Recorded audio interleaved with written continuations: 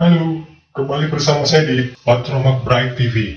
Kali ini saya akan merangkum beberapa kejadian pendaratan pesawat yang cukup menegangkan dan cukup berbahaya. Syukur Alhamdulillah Sang Pencipta masih melindungi para penumpang dan pilot pesawat tersebut. Selain dari itu, dapat dikatakan bahwa skill para pilot yang dianggap hebat karena masih mampu mengendalikan pesawat dengan angin yang cukup kencang. Bagaimana kalau kamu yang berada dalam pesawat itu ya?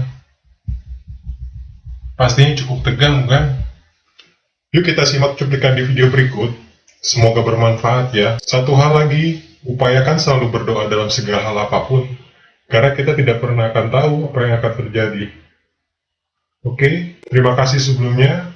Bila memang bermanfaat, bisa langsung diklik dan subscribe ya, untuk bisa mengikuti perkembangan dan update video dari kami. Terima kasih.